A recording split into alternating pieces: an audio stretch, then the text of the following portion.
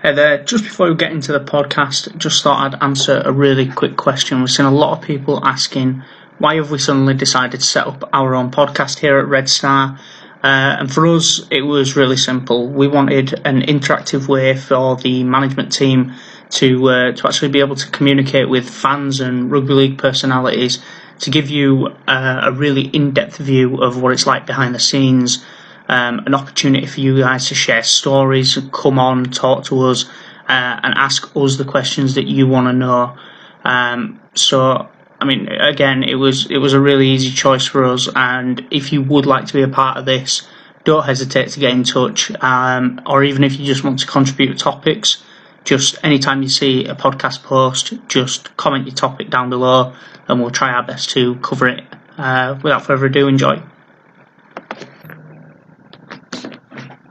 Good evening, good morning, wherever you are, wherever you're watching from. My name is Matthew Wright, and I am joined this week for the very first Red Star podcast by Austen Novakovic, former Serbian international, avid Red Star fan, and now mixed martial artist as well. How are you doing, mate? I'm good, thank you, Matt. Thanks for having me on. I'm excited to be on the first Red Star one. Exciting times, I suppose, isn't it? Yeah, it's something very different, a completely new concept, and we're looking forward and honoured to have you on as well. So, I mean, I guess we should introduce yourself. So, as I mentioned, you are a former Serbian international. So, just a little bit on your background and how you got into rugby league.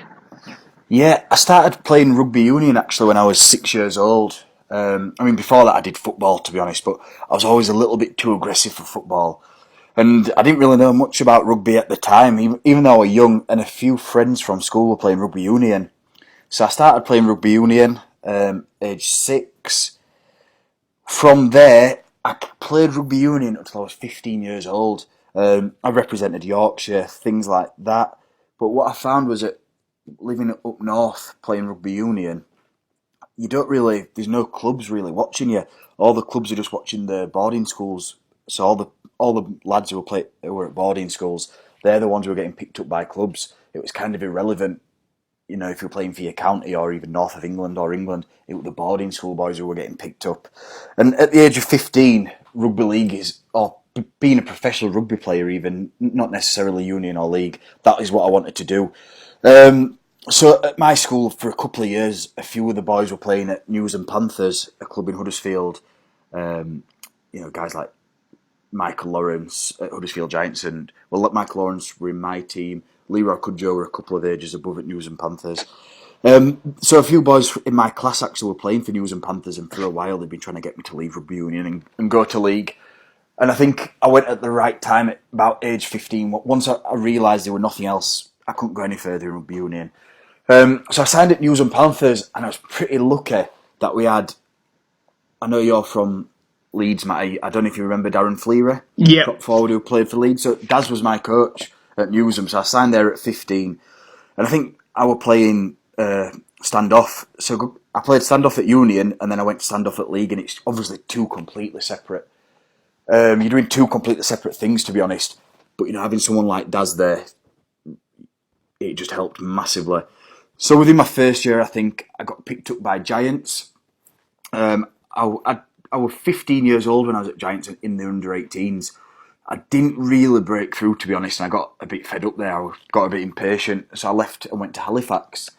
In the reserves, I was playing reserves at Halifax. While I was at Halifax, there was a guy called Luke Simanovic, and he's also got an older brother called James Simanovic, who James played, I believe James may have played for Halifax first team. I know Luke definitely played a couple of games. But they'd recently played for Serbia, and I didn't really know much about rugby league in Serbia, to be honest. And we're talking now, this will have been 2007. Yeah, so that's just when everything's kicking off out there, and everything's just starting to warm up again. Exactly, it was early days. Back then, it were really early days. Only like 3 or 4 clubs, I think, at the time in Serbia back then. Once I heard about Luke explain things to me, and I'd never been back to Serbia. Obviously, my granddad is from there, but I'd never actually been, and it were always somewhere I wanted to go. So I had a little chat with Luke. He told me a bit about the place, and then I managed to get Jovan's email, Jovan Vujasevic. Yep. He is currently the, I don't know what he is now, but at the time he was sort of director of Serbian Rugby League. I believe he might be director of Eastern European, you might know. Yeah, More than me, might. Yeah, he's stepped up to director of Eastern. I think it's European Rugby League now. I'm not Right, sure. yeah. Don't quote me on that, but yeah, at the time he was holding that directory position. Yeah. He's doing good for himself now. I know he's doing good. So I emailed Jovan, and Jovan got in touch with me straight away. Sent, I think, how old was I at the time? I was 16 at the time. We sent a few emails, and there was up and coming European Championships in Prague.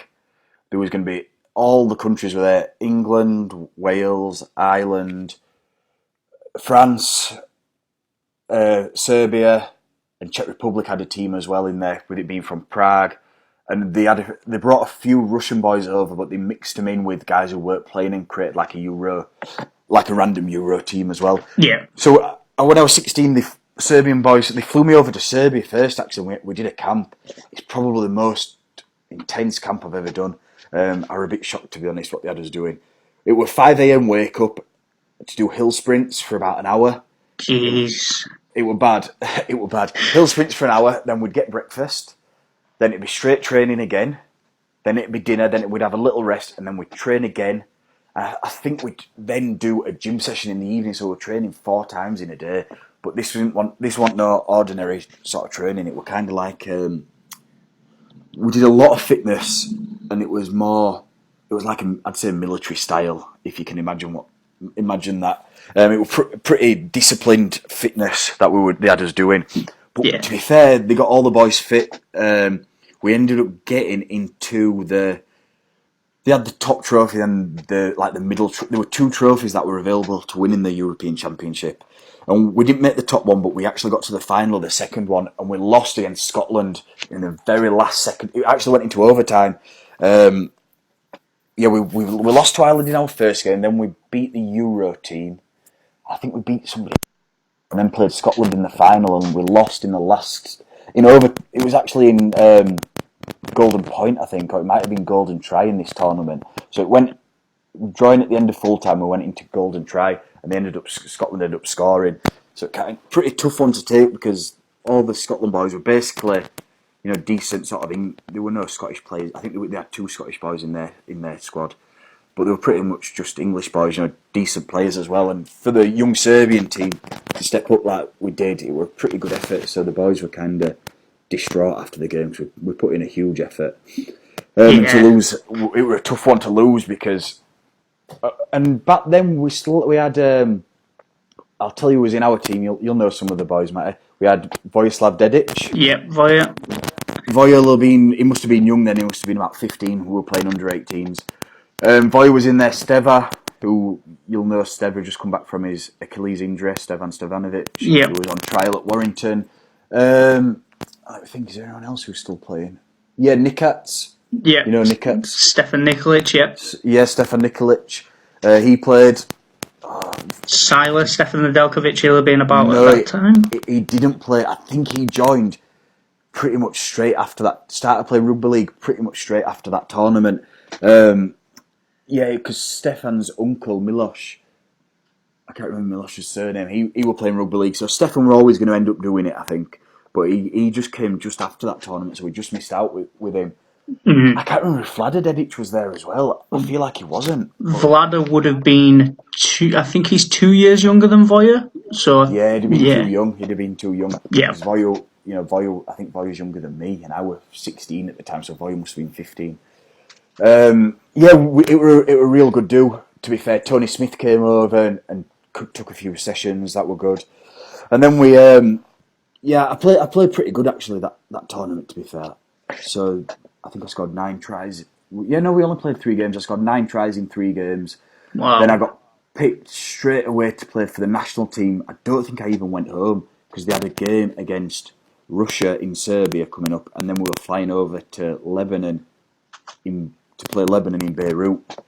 I think like 2 weeks after, I think I just ended up staying in Serbia after that, going from Prague straight back to Serbia. Then we went straight against Russia, against the first team, and they just bullied us, to be honest. They beat us up pretty badly. I can't remember what the score was. All I know is I scored our only try. That's all I remember. Well, that Russian team's pretty much the Union team at that point, isn't it? Early 2000, about 2007 league as well. They're just getting on the map. Yeah, they were good. They had the hooker who was I think he was at West Tigers at the time. I think he's called Roman. I can't remember his surname. And he was leading them around the pitch. He did real good. And they were just big and strong and powerful. And we just weren't at their level, to be honest.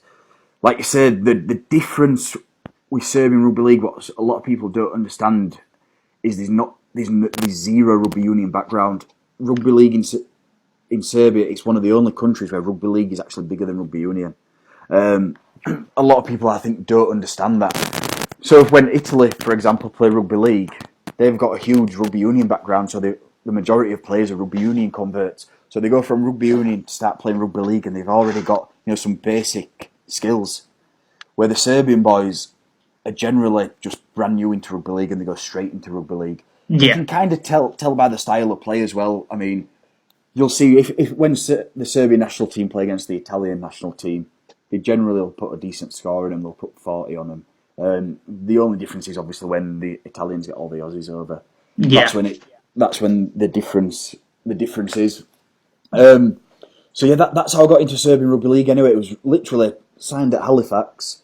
Got chatting to Luke Simanovic, dropped Jovan an email, and then a couple of months later I was in Prague playing, and must have impressed from there, and then got picked straight for the national team, and we played against Russia, lost heavily to them, and then we played against Lebanon, and we only just lost against Lebanon. I actually threw an interception pass near the end of the match, and we ended up losing because of it. No! Yeah, I threw an interception. Don't know what I was doing. Actually, still kind of stresses me out thinking about it. But yeah, we ended up losing to Lebanon, and we shouldn't have done though. We were like heavy favourites for that game. We were feeling confident, and Lebanon beat us with a pretty. I think they had a few Aussies over, but they were mainly domestic, so we were kind of expecting to beat them, to be honest. But yeah, that's how it all sort of started with Serbia, and then I don't know how many matches I've played since then, but quite a few, to be honest. And then yeah. Yeah, I mean... That's how it all started. Yeah, I mean, you've obviously been playing a good amount of international footy. You've probably came up against some decent players in your time as well. Who's the best player you've run out against? Yeah, it's probably pretty easy, this one. I'm just trying to think if there's anyone else.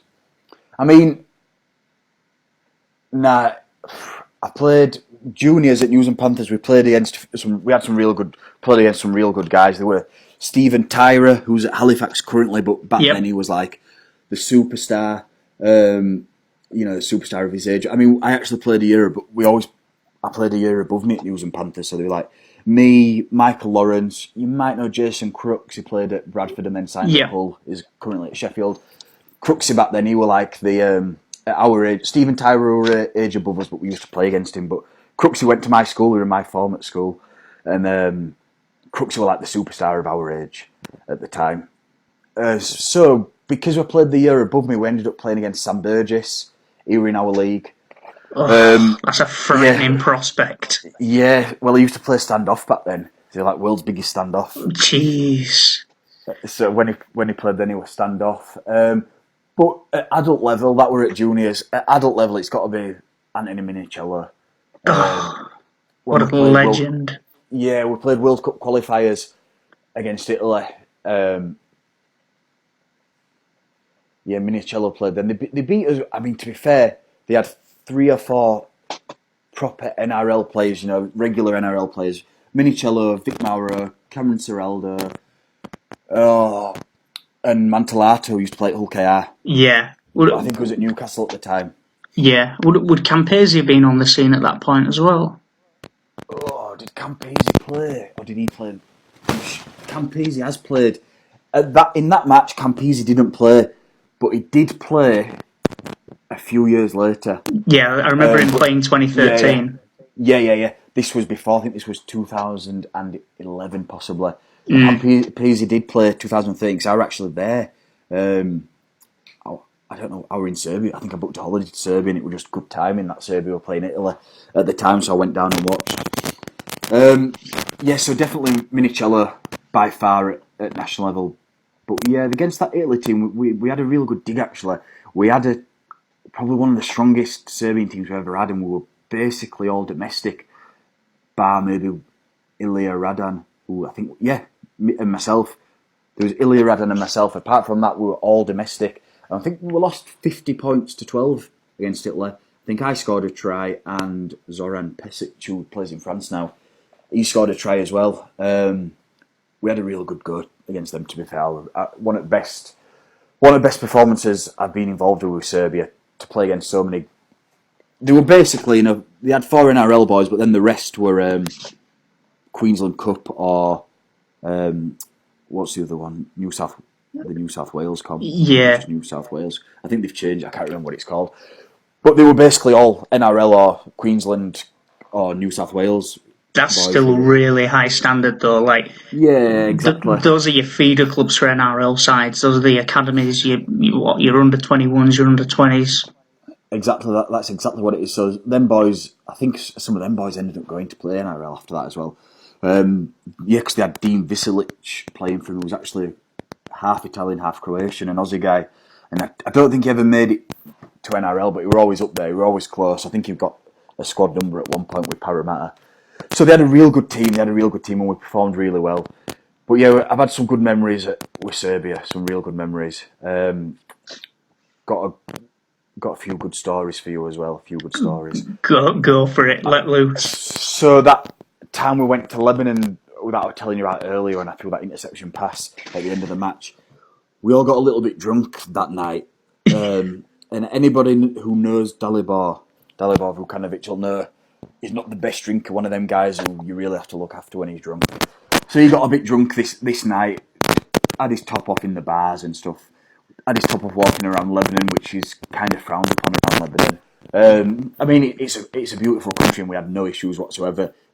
But with it, it's I think Beirut's around roughly half population's Christian. I think the rest is Muslim. So you're not allowed really to walk around with your top off. It's sort of against Islam to do that. So Dalibor was drunk this one night, had his top off, shouting in the streets, causing a bit of a scene. I thought, you never know what could happen with Dalibor. Anything can happen with that guy. But we managed to kind of, get away without any trouble. So we head to the airport for our flight.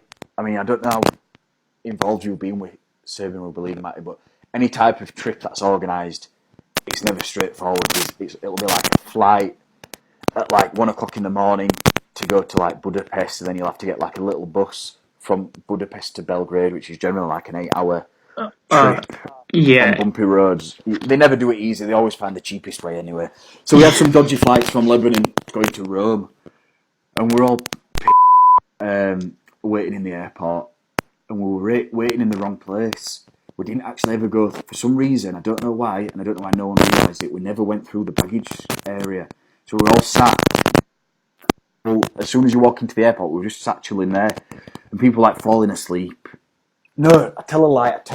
We were rough. It was like a 4 o'clock flight in the morning, but we were out that night. So it was like out and then straight to the airport. Oh, God. And basically, everyone fell asleep and we're just too drunk, and we missed our flight. Oh, no. Completely missed the flight. So these everyone's just like getting as much money as they can. There were a flight later on that next day, and everyone's just like trying to get as much money together so we could basically get home. So we got a flight, but that meant we missed our connecting flight as well. So we had to get another flight. So we ended up having to wait to fly to Rome. And then we had a 24-hour wait in Rome to then get to Budapest for the 8-hour bus journey home. But the problem with that is I was fine. But if you're Serbian and you don't have an EU passport, you can't leave the airport. So all Serbian boys were stuck in the airport for 24 hours. So me and a few other guys who had European passports, we went out and just sort of walked around Rome for a full day. So it was a bit of a crazy time, to be honest. Yeah, coming back to what you're talking about with the whole flight situation, because literally there's only one charter airline that operates out of Belgrade. It's like Air Serbia or nothing. So exactly, So when we did the Challenge Cup, so we literally could, and you'll know because you went up to Milan. it's a nightmare getting up there. So the guy's day started at like 11 p.m. the day, like the Thursday. They travelled to Budapest on a coach. Then from there, got a flight from Budapest into Doncaster, Sheffield, straight onto a coach, and 5 hours up to Milan. By the time the guys have finished, they've been travelling for something like 26 hours, all in all. It was just brutal. This is what I'm saying to you. They need to look at the travel, because I know that the recent trip to where they just played against the Lions, Yeah, the Yorkshire England Lionhearts, I think it was. I know they didn't have it easy then either, and it's tough, to do all that travelling and then have to play 2 games in like 3 days. So they need to look at the method of travel. I know they tried to do it the cheapest way possible, but maybe there might be a better way. Especially, I mean, Milan were a tough one because it's just not easy to get to regardless. It was never going to be easy for them to get to. But I think you could see that on the pitch as well with the Red Star boys. I think there were a number of factors why they didn't perform how they'd wanted to perform that day. I thought the forwards were a bit weak. Obviously, they lost Chalic and Vladic and Nikolic to France. They would have really given them some good goal forward in that game. I thought that's where they were lacking. And I think the occasion were just, the credit to the Milan crowd. They turned up, didn't they? They had a huge crowd there. Yeah. And I think I think the occasion was just a bit too big for the Red Star boys on that day. But great experience, and then a lot of them have backed it up again, coming back to England again recently just to play against the Lionhearts, which I thought was a perfect level for them. I didn't watch the first game where they were really close and only just lost in the last couple of minutes, from what I've heard. Yeah. But I saw you at Stanley, and the level of the England Lionhearts boys was kind of just perfect. They were just that little bit better than the Serbian boys, which is kind of what they need, because it's pointless getting blown away every game. You don't really learn anything. But they were in a battle against the Lionhearts. The Lionhearts were giving it them, but the Serbian boys were giving it them back, and they could they got into an arm wrestle, and that's what's, for me, that arm wrestle and the intensity of them big games is what the Serbian boys really struggle with, because the best players playing in the Balkan Super League and previously just in the Serbian League, they just run through everybody. So the best players then, when they start getting knocked about a bit against good teams, it's a bit of a shock to them, and your best players just become average players then. Yeah. So I thought the intensity against the England Lionhearts was perfect for the Serbian boys in this recent tour that they've just done. Yeah, that's the thing. Even when we hosted Lancashire as well, like even that was a good scoreline. Like we were beaten by, I think it was like 16 points, but it was still a good game. It was a much more convincing performance, and that's why we thought, even this Yorkshire tour, would be something perfect for like a lot of the Red Star boys. Yeah, no, definitely. It's true. It's just a perfect level for them. And with the Red Star boys, that's probably, I won't say the only club in Serbia, but they're really pushing it, and they're by far the most innovative club in Serbia, and they're the ones who are really trying to grow the game and take it to another level. So for them Red Star boys to get the opportunity twice in 1 year to travel over to England, it's just a huge experience for them. A huge one. It's a shame they can't be playing that sort of level. It's a shame that they can't be playing that at that level, on a week-to-week basis. Yeah, and that's with the Balkan Super League, that's what it's aiming to do. It's just trying to bring those best teams in areas out to face each other, because otherwise you get players that get bored and they'll move on. They'll look at things like Union for competitiveness. Yeah, exactly. Or even for the Serbian boys, French rugby league's probably the best thing they can do. They get paid decent, they get jobs, and they get looked after pretty well, and they don't have to worry as much about visa issues and things like that. Because that's the other problem we're having. A huge issue is visas, and no one's doing anything about it. One thing that's frustrated me the most is in Serbia and Red Star. They're working so hard, and they really start from the bottom, the most grassroots level you can be at. And I've watched it, like we said earlier. I first played, I think, 2006, 2007, when it was we just started it, just got it back up running again. And from there, what I've noticed is the progression has been sort of unbelievable on such a tight budget that they've been given. And for all the clubs and the whole organisation of rugby league in Serbia, I don't think there's any other country who's done it like they've done it. They are sort of the pioneers of developing the game from nothing in a country where rugby is basically non-existent. What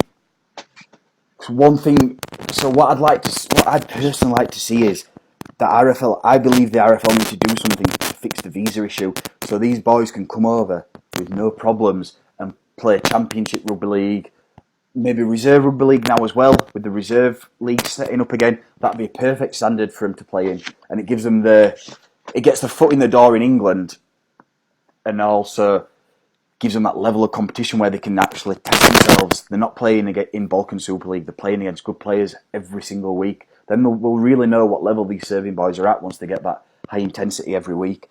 But until visas can be fixed, last I heard, in order to get a visa, you need to be earning, I think it's £30,000 or £35,000 a year in your contract. You must have played 75% of international games in the last 3 or 5 years, and that's just to get your visa. So, there's no championship club can afford a Serbian player and pay him £30,000 a year. Yeah, And there's no in a salary cap sport. There's no Super League club going to give up £30,000 a year to do it. So I don't know where we go, but I think Serbian Rugby League in general needs some kind of reward for all the work they've done, and that is now to let the Serbian players who were exceeding and excelling in their competition the opportunity to come to England and really test themselves. But at the minute, what's happening is they're getting in Serbia. I mean, when I dealt with Stefan and Steva, when they came over to Warrington, they had trials at Thev. They were hopefully going to sign at Thev, but it all ended up falling through. Like it always does, they get a sniff, they get excited, they get a bit of hope, and then it all ends up falling through every time. So all that happens for these Serbian boys who are sort of the elite rugby league players over there. They get excited and then they just keep getting let down, and then eventually they just give up and they just quit rugby league. And for a country like Serbia, just to lose one good player is like a huge thing. Yeah. For the competition, for the competition in general, and for the international team, to lose one main player is a massive thing for them because they haven't got enough strength in depth throughout there. But it's happening all the time. This is one thing with what Red Star have done great at the minute. They're giving players the opportunity, to play in the Challenge Cup, things like that. This is what they need. It's like we've got Arta Djordjevic out on loan at Sheffield Forges at the minute. Yeah. Like that, that's a perfect standard for developing a player. And I talk to Chris Coates, who's the coach out there, pretty frequently, and just check in and see how things are going. And he's saying, he's like players like him are not far off the standard. They're not far off the standard at all. They just need that rugby league IQ just bumping slightly. The things that you can only learn through playing good competitive levels. That's exactly what it is, Matt. You're 100% right. You just can't get it in the Balkan Super League at the minute. It's just not at the standard for them players who are wanting to take it that step further. Mm-hmm. I think another notable mention for the Balkan Super League. I think Turkey are coming on very well. They got like a sizable government grant, and all of a sudden their rugby league scene just took off. Like they've got women's teams, they've got a fully fledged men's team now. They're working on academies as well. That's good to see. Perfect. I believe that was all started by Serbian Rugby League as well. I think it was Serbia who went in there initially and got it going. I could be wrong. Yeah. I think Jovan. I think because what they do is they do the development courses, so they'll get refereeing courses out there, and a lot of the certified people who can actually deliver those training are based in Serbia. So people like club president Željko Delic, for example, he goes out and he does a lot of work, and he's very passionate about the women's teams as well. Yeah, and I've noticed the women's rugby league over here is booming at the minute as well. So it's a great market to start tapping into for them developing nations as well. 100%. Just while we're on that topic of Turkey, how many countries have Serbian rugby league, or guys like Jovan, Željko? How many countries have they set up? I know Željko set up Bulgaria. I know they've done Turkey, they've done Bosnia. What other countries is there? Albania well. have just started setting up as well. Albania, that'll be due to Serbian Rugby League. And this is what I'm on about, some kind of reward back to Serbian Rugby League, for the efforts they've put in. Because I don't think there's any other country ever in the world who has set up rugby league in so many countries as the guys in Serbia have done. Like, say, Bulgaria, Turkey, Bosnia, Albania, Greece, Bulgaria. So, it's Serbian Rugby League's ready to sort of take it to the next level now, but I just don't know. And Red Star as well. I don't know how we do it, to be honest. How we get it that next step further. Yeah, and I mean those are the discussions that we have on a near daily basis, and it's one of those things of you come across it at the right time. So even things like the Challenge Cup last year, we timed everything perfectly on that, because it was a thought process, it was a discussion. Then Catalans won the cup, and it was like, right, okay, an expansion team has won the cup. Let's announce ourselves as an expansion team to join the cup. We're not coming in with an outlandish statement of we're going to come in and we're going to be the next expansion team to win the cup. We're going to be the next team, and we've been inspired by this, and that it's by upping your level, you hope to see somebody else match it. It was great for the Challenge Cup. I mean, I was watching the draw live on BBC when Red Star got Milan, and everyone was talking about Red Star. Everybody knew Red Star would get picked for the TV. All my friends were on about it. It was a huge thing. Red Star coming into that Challenge Cup was a huge thing for rugby league over here for them early rounds. It was great, really. I was buzzing, to be honest, of all the hype and all the talk that surrounded it. I think people were pretty excited, and I think everyone knows rugby league goes all right in Serbia. I think most people know there's a decent competition, a decent level of player. So I think they were quite excited to see what the Serbian boys could bring. Yeah, well, that's the thing. Like, Red Star, rugby league started a long time ago in Serbia. It wasn't just 2006. It started out 1956, and then took this huge hiatus from rugby league for a long time, as a lot of European nations did. And then it was 2005, 2006 before it was eventually kick-started again, and then sort of 2007 was the big breakout year again. Yeah, and it's gone from strength to strength, definitely. Yeah, I've been impressed. I've really been impressed watching it. I've known Željko, who is what's Željko now? Is he the chairman or the director of Red Star? He's director and club president. Right, yeah. I've known Željko a long time, and we used to talk about Red Star one day playing in the Challenge Cup. What year would this have been? 2011. We were discussing it for a long time, and that was like a bit of a dream of Željko's for him to play in the Challenge Cup. So just for it to eventually happen, it was great. I mean, Željko. I remember Željko was president of Red Star when they were losing 100-0 to Dortmund back in the day when they had nobody. And so to watch Red Star's progression, it's been crazy, really, just to see where they've gone. I don't think many people actually understand what the work that's gone on behind the scenes at Red Star to get them to where they are today. Yeah, that's the thing. That work predates me a good, potentially 15 years. I've only been involved with Red Star for 2 years now. And that's the thing. Until you're aware that is there, then you wouldn't even suspect a place like Serbia would have such a booming rugby league scene. No, exactly. So what was it that drove you to your decision to eventually put the boots away and pursue a life in mixed martial arts? Yeah, so, I mean, what happened was after Halifax, I left Halifax at age, I think I was about 17, 18, and I just went back to News and Panthers. I was playing open age, and you know Phil Joseph? Not Played for Wales, personally. played at Wales, played for Widnes. He's retired now. He retired, I think, a couple of years. He was playing at Salford not that long ago. So Phil was head coach at News and Panthers Open Age at the time, and at the time he was also playing for Oldham. Oldham had a really strong team. They had a lot of they had like Marcus St. I mean, guys who I watched as a kid playing for Huddersfield. Paul Riley, Marcus St. Hilaire, and Phil Joseph at the time were all at Oldham. So Phil was coaching the Open Age at Newsham. I went up and played for a season, and Phil was like, "Look, you're wasting your time here. Come down to Oldham. Just try out in reserves." Went to reserves. I think about 3/4 of the way through the season. There wasn't that long left. Played the last quarter of the season at Oldham, and then signed for the first team for the year after that. I signed a 2-year contract. What happened basically? So, in my second year of the contract, it was my girlfriend at the time, but we're married now. She got pregnant, and I was only 20 at the time.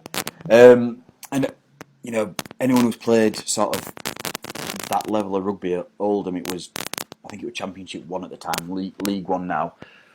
The money's not good. I was travelling over 3 times a week for training, and and game day as well. So I was travelling over to Oldham 4 times a week for about £200 a week, and it just didn't seem worth it at the time. I had the baby come in, and I was 21, so I had the option to go to university as a mature student. So it was a marketing course, and I'd always been interested in it. So I signed up. I went down and spoke to the course leader. She's called Glynis Jones, and she's Welsh. She's a big Welsh rugby union fan. And I had a good chat with Glynis. I explained all my situation. I'm not academic. I got kicked out of school when I went to school. I never went to college. Rugby league was always my life, so I was never interested, to be honest. But one thing I am interested in is a challenge. So the hardest thing I could have ever possibly done was to go to university. Like it just wasn't me. But as 21, as a mature student, and also at the time playing international rugby league, I got on at university. Glynis got me on the course. And to be honest, I just focused.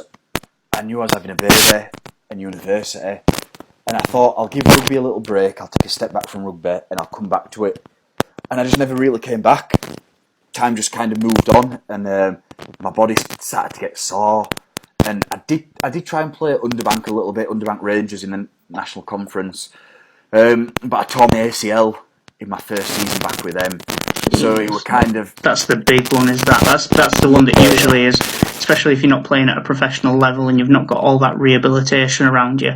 That's the big one. That's a bad one, yeah. Yeah. So that kind of sealed the deal. I went back there when I was about 24, I think, when I was in my final year of uni or the year after. So I may have been 25 actually. So I went back there and did that, and then fully hung up the boots. Started up a few businesses. I own an escape room, which was just another challenge that I ended up doing, something which kind of wasn't anything like me. So now I own an escape room in Huddersfield, which has been open for 4 years now. We're doing really well with that. So when I signed up for university, I ended up graduating with a first, which was kind of crazy to be honest. I didn't ever imagine I'd graduate with a first.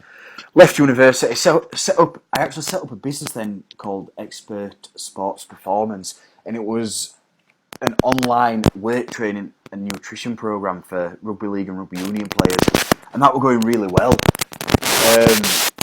But I had an opportunity to do something else, and I was going to try and run both at the same time. The other thing was the escape room. I had an idea to open one in Huddersfield because there was nothing like that at the time. And I don't know how well you know Huddersfield, Matt, but there's not really much going on. It's mainly just... It's quite an old town, isn't it? It's a very set in its way town. You've got your traditional, you've got your shops, you've got your pubs, a few clubs as you get towards the centre, and then you built up area as well. exactly. At times it's quite a rough place as well. A lot of gangs and stuff like that running through Huddersfield that people don't really know about. That's what the majority of young people are getting up to in Huddersfield. So I always wanted to sort of get away from that. Rugby league was always good because it gave me the opportunity to focus on something. But stopping once I finished university, because that was a hard enough challenge for me as it is, it was like, well, what do I do now? I'm kind of unemployed again and I'm back to square one. So that's when I wanted to, set up my own businesses. So I set up the escape route, set up the expert sports performance. A year after that, I set up an escape room, but it was too busy to do the two together, so I ended up closing down the expert sports performance. Closed that down. I've still got the escape rooms now. But yeah, what happened with that? I'll be honest, I was missing rugby. I was missing the contact, missing all the.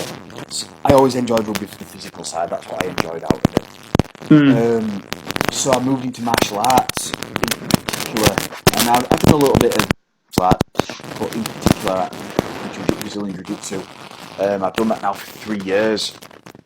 I've really enjoyed it, and a few friends from rugby as well have recently joined up at my club in the last sort of 4 months. And there's just something about Jiu-Jitsu and rugby players in general. It's just like a perfect match. I'd recommend any rugby league player who's retired and is missing it, go and do Jiu-Jitsu.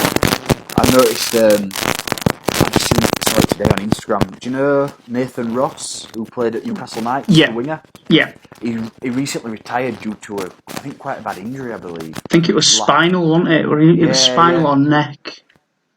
Exactly, yeah, excuse me. I've just seen on Instagram, he just posted a picture on Instagram today. He's just started Jiu-Jitsu and he's got his young son and his young daughter training as well. And he was saying how much he's loved it. He's not been training long, but he absolutely loves it. So, the transition into martial arts has been a very smooth one. I've competed now as well quite a few times. I think when anybody who's played rugby league and has done a pre-seasons at a professional club, once you've done a few pre-seasons at a professional club, you can kind of do any type of physical challenge. Nothing is as difficult as that. So yeah, the transition has been very smooth, and I'm just loving it, to be honest, Matty. It's been great, and I also believe current rugby league players would get a lot out of Jiu-Jitsu as well. You'll know there's a lot of debate about. There's always a lot of debate, and there has been for years, about the wrestling and the grappling going on in the tackles, but it's part and parcel of the game. The defence has got to slow the attack down, and the attacker's got to speed it up. It is what it is. You can't really moan about it. And Jiu-Jitsu is all about being able to control your opponent and sort of basically pin him down. And I think that it could be massively useful for a lot of rugby league players. Well, that's the thing. Most Super League clubs now, or even a lot of the Championship clubs, have all got a wrestling coach. Everyone's got a wrestling coach. They all do wrestling. They've all got mats. Every rugby league gym has got mats now. But there's a difference between Jiu-Jitsu and wrestling. There's a big difference. Wrestling is about starting from standing up and getting the guy down to the ground.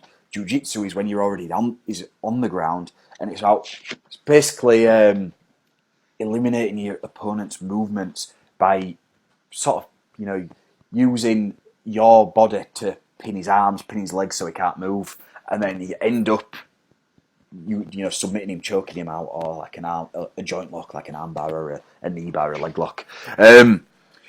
But if you take the submissions out of Jiu-Jitsu, it's basically controlling your opponent, which is exactly what you're trying to achieve in Jiu-Jitsu. There's a number of levels. You got the wrestling is basically on your feet, getting the guy to the ground.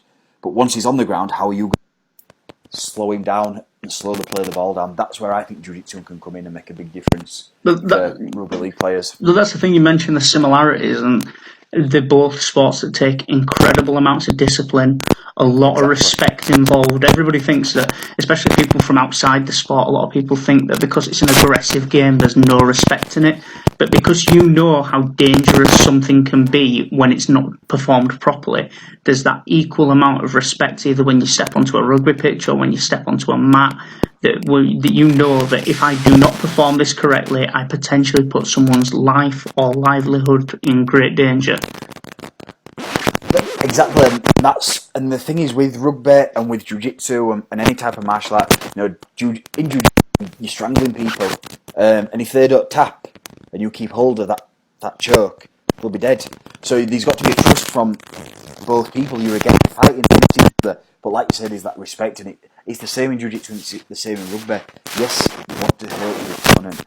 That's if you didn't like hurting people, you wouldn't be playing rugby and you wouldn't be doing jiu-jitsu.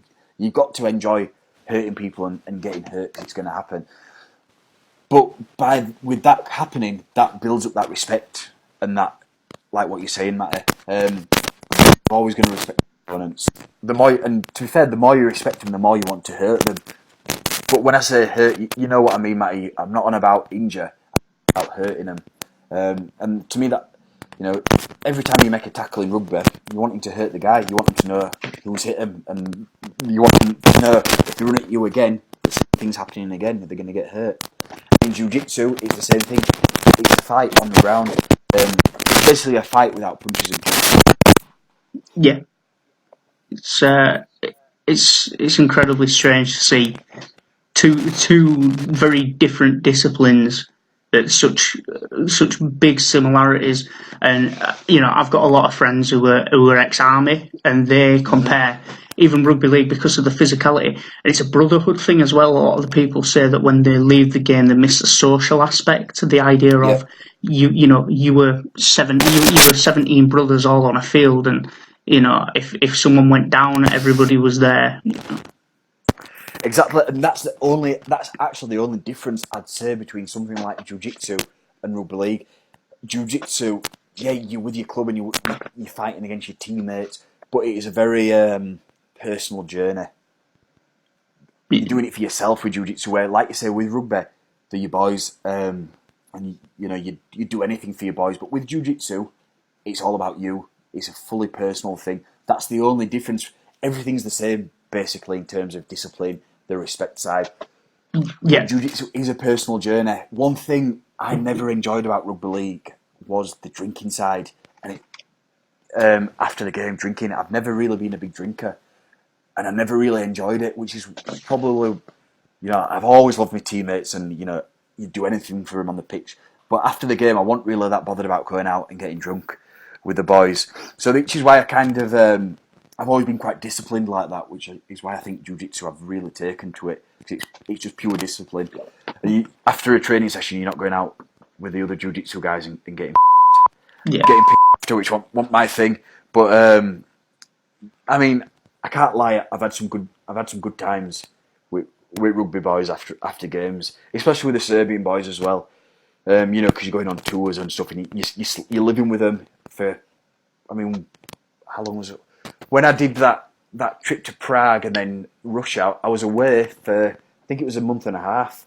I was away from home for a month and a half. I was only 16 or 17 years old at the time. So, you've got to get in with the boys and get involved and have some fun as well. It's what it's all about, to be fair. Yeah.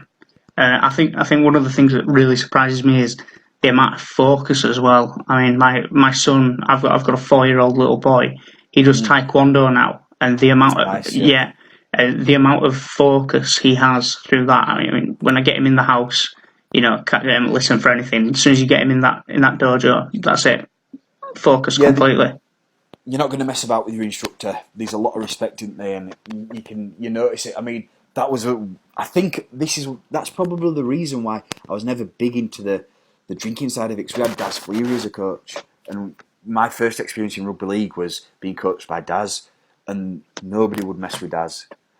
One play, I mean, I've never respected a coach as much as I have Daz, and I don't think I've ever had a coach as good as Daz either, to be honest. In terms of just the respect that you had for the guy. He'd been there, to start off with, he'd been there and done it. He'd played for Leeds, he'd played for Great Britain, he played at the highest level, basically. It was a local guy, he was a Huddersfield lad, and you just knew you couldn't mess with Daz. At under 18 level, you've got a few characters, you can have a few characters in that team. A lot of it, because I played the year above me, a lot of our players had gone and signed professional. So what happened at that stage, once you went under 18s, all the best players from the league had gone pro, but because we were playing a year above us, there was about 70% of the team were underage at News and Panthers when I played with Daz, under Daz. And what had happened is all the boys would get signed for the clubs at under 18s, and it was just everybody was left. So at times it'd get kind of rough in them games. And I think in the first season under 18s, I think we had a fight every single match. I think it was just guaranteed you'd be fighting. So you had to be tough in them games as well. Like once all the best players had left, you were just kind of left with everybody else. So it'd be tough. When you've got someone like Daz on the sidelines, you could never take a backward step. And Daz taught me a lot. Coming from rugby union to rugby league, it was a bit of a shock. To be honest, I were used to going to these fancy clubs. Every club you'd go to play, you'd be on a state of the art pitch with top high level facilities. Then I go into rugby league and we're going to Queens and a fight will kick off and all the fans are coming on with baseball bats and fighting with the players with bats and weapons and things like that. That was in my first season, so it was a little bit of a shock. But when you had Daz there and Daz were kind of mentoring all those boys, you kind of didn't fear anybody, to be honest. Yeah, I had similar experiences. I came up through the Milford in Kirkstall, and I had 2 years at 18s. So because a lot of your good players have already left, and then those that were sort of on the brink but didn't quite make it get a little bit disenfranchised. They then leave and hang up the boots and pursue other stuff. So you kind of left with the players that just like to play. So I think, So at 16-year-old, I'm playing 18s, and we were playing at a fairly decent level. We were playing teams like Hemel and Gateshead. So it's difficult to make that step up because at that point players are substantially bigger than. But I think that's going to do it there, mate. Thank you so much for coming on. Looking forward to getting this edited and up. Thank you so much for your time. Nice one, Matt. I hope it's all been all right. Sometimes I can ramble on a little bit sometimes, but you can always edit some bits out. There were a few times when I actually forgot what I was talking about, and I had to go back and remember because I go off tangent quite a bit. The problem is one story always leads to about 5 other stories. Yeah, so I'll end up going off on another story and then remember I need to go back to the original story I was talking about. Yeah, that's the art of podcasting. Stories within stories.